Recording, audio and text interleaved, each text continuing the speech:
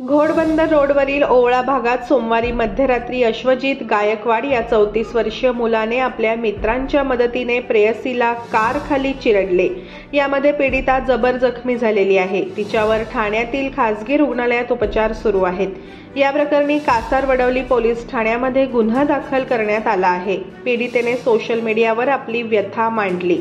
दरम्यान अश्वजित हा MIDC खात्यात काम करणाऱ्या बड्या अधिकाऱ्याचा पुत्र असल्याने खळबळ उडाली। घोडबंदर येथे राहणाऱ्या पीडित महिला या उच्च शिक्षित आहे। या महिलेला सोमवारी मध्यरात्री 4:30 वाजेच्या सुमारास तिचा प्रियकर अश्वजित गायकवाड याने ओळवा येथील कोटियाड हॉटेलजवळ भेटायला बोलावले। महिला तेथे गेल्यानंतर त्या ठिकाणी त्यांच्यात वाद झाले।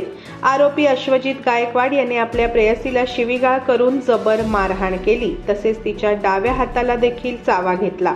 दरम्यान यावेळी आरोपीचा मित्र असलेला रोमिल पाटील आणि सागर शेळके यांनी 4 चाकी गाडी पीडितेच्या अंगावर घातली। या घटनेत पीडितेच्या पायाला जबर मारहाण झाली असून शरीरावर जखमा झाल्या। संबंधित घटनेप्रकरणी कासारवडवली पोलीस ठाण्यामध्ये गुन्हा दाखल करण्यात आला। आरोपी मोकाट आहेत। दरम्यान अश्वजित गायकवाड हा ठाण्यातील अनेक प्रमुख नेत्यांशी राजकीयदृष्ट्या जोडलेला असून त्याचे वडील MSRCDC यामध्ये अधिकारी आहेत।